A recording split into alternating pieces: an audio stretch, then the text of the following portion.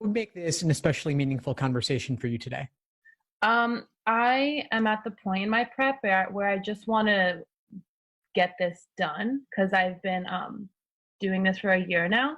So I think I would want to just discuss what's the best way for me to get my score up without spending hours at this point, because I just can't spend, 3-4 hours anymore, especially because I work as well.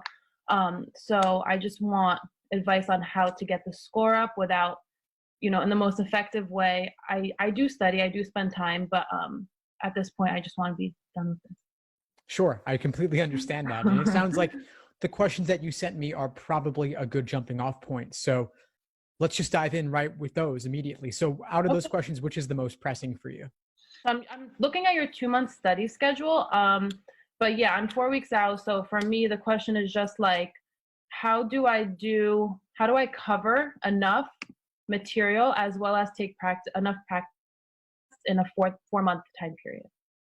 Sure. So you're now in the final month. So it's time to start pulling it all together with full-length timed exams.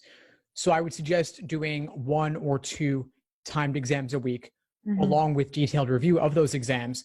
And that will probably take up the majority of your time. Okay. So like it's better to do 2 tests a week and spend time really nitpicking at what I did wrong than to take like 3 tests a week. Yes, exactly. Okay. Okay. And then, so should I spend like any time with specific skills? Like if something doesn't click, even after I go through it and go through the test, what do I do then? Well, so what you can do is, as you do these timed exams each week, if you notice particular trends or weak areas, aside from those 2 exams a week, you can also drill certain question types. If you're having trouble with weekend questions or science passages, you can separately on the side do those on some of the other days. And you can also review foundational material on those particular weak areas, whether it's reading chapters in a book or watching one of the course lesson videos. Okay. Thank you. And then I guess the other question would be for the question 2, and then maybe question 1 for the in and out games. I found as I was taking practice tests and doing those games, I didn't know how to kind of set up the templates, or I kind of learned that certain rules are really strong. And so I would start with the rules where like variables were in maybe 2 rules, and then I would go from there for the in and out and like test it that way. But what do you suggest for that game type? Yeah, I think something you said is spot on, which is seeing the same variables multiple times. Okay. So if you have the same variable appearing in multiple rules in a grouping in-out game, that suggests that you will probably be able to link those rules together to form a longer conditional chain. And that longer chain becomes your main diagram, so that at a glance, you can see that the variable at the beginning of the chain will indirectly impact variables much later in the chain. But the fact that it's indirect doesn't matter at all, because the logic is still the same. What do you mean indirect? Sorry. Well, so if like you have A requires B, which requires C, A indirectly requires C. Although they are not adjacent or side by side on the chain, and there's another variable in between, that logic still holds. Right. Okay, so it's better to make a chain for those games, because I've been doing it where I do, like if they're doing 5 out of 8 that they want, like 5 variables get picked out of 8, and then I would split, like I would do a T. Like a T chart, yeah. Yeah, and I would do it. So is the chain, you think, more effective than that method? They both have their place. So the chain to me would be like a main diagram relating all the rules or most of the rules to each other. Then the T chart is something I would use for specific hypothetical situations over the course of the game. Oh, okay. So like if there's a local question in the game, I could use the T chart maybe? Exactly. Okay. And then I guess reading comp has just been like something that I don't understand why I can't click with it, but because I have a master's in English lit, so I can read and I I don't get bored. Because I looked at your videos about, staying interested, and I think I'm okay with that, but I don't know if I'm overthinking it, because now I'm starting to do the, main point, evidence, structure, but I'm still missing like 2 to 3 questions per passage with the reading comp. And one of your questions was about the author's opinion in science passages, right? Yeah. Yeah. I came across a passage where there wasn't advocates, like there wasn't any viewpoints. It was kind of just the author's opinion like throughout. And then I guess, so I thought maybe I should look for structure in that case. Well, the author's opinion in that case is the viewpoint, but I think what you want to follow in that case is most likely the nuances of the author's opinion. Like the author typically will not be 100% on one side or on the other side of a given issue. They may say this particular course of action has these benefits, but these drawbacks. And so they have like qualified approval or qualified disapproval. But the qualified is the idea that it's somewhat moderate in nature, that it's not wholeheartedly one direction or the other. And so to me, noticing where it changes direction, like where they go from saying positives to saying negatives, like you'd want to follow that. I usually skip over, I don't know why, parallel reasoning, parallel flaw questions. The answer choices seem so long that I sometimes will just say, I'm going to come back to it, and then I don't leave myself enough time. Any way to kind of speed through the answer choices for those? Should I leave them to the end?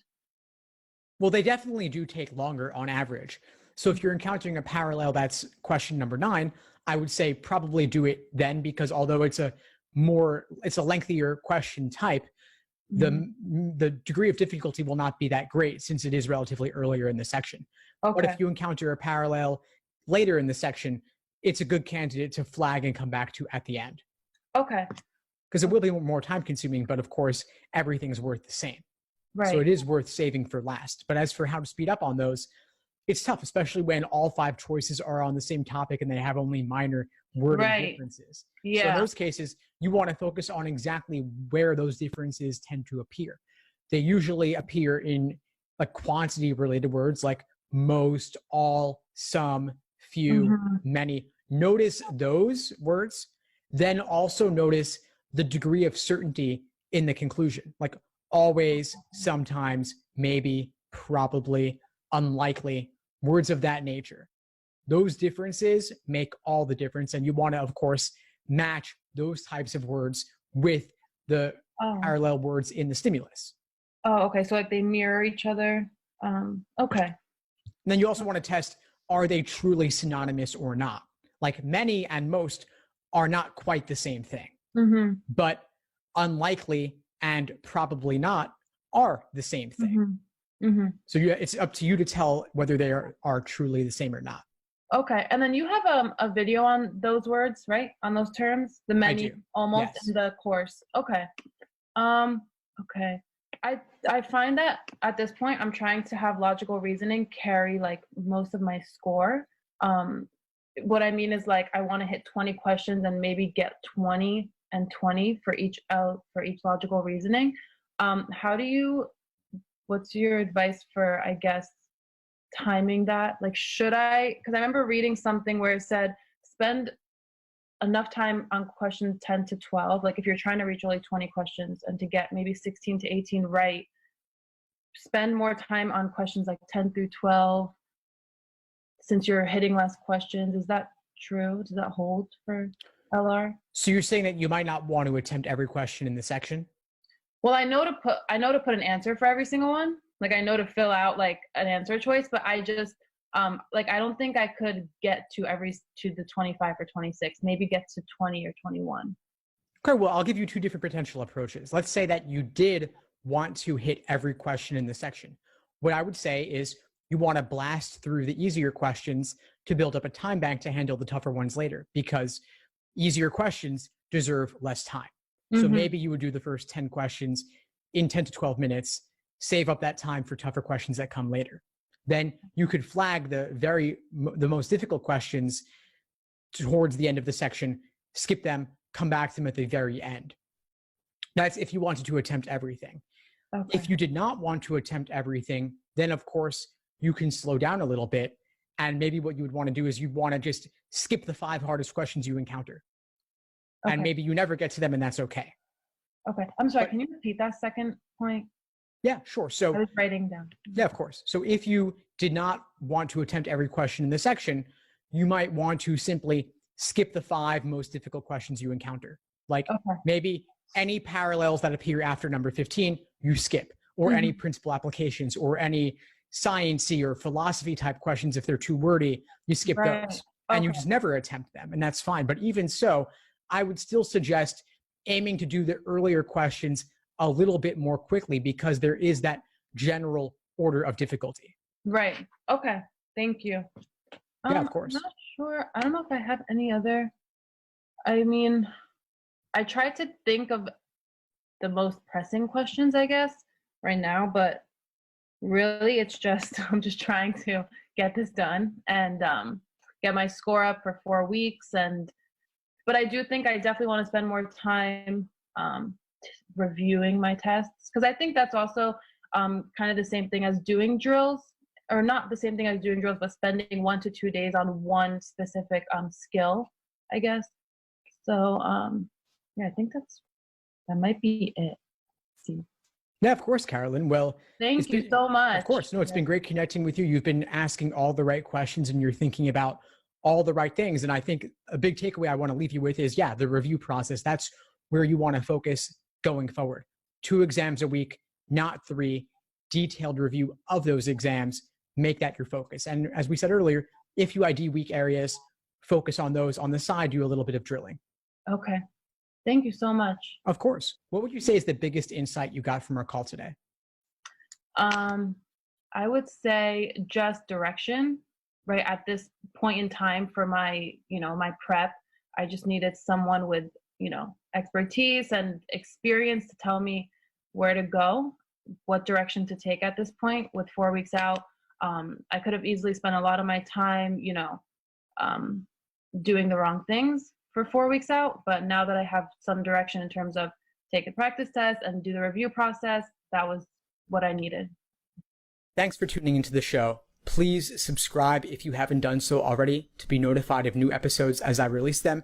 And feel free to reach out if you need anything at all as you move forward with your prep. I'm happy to help however I can. In the meantime, I wish you all the best and take care.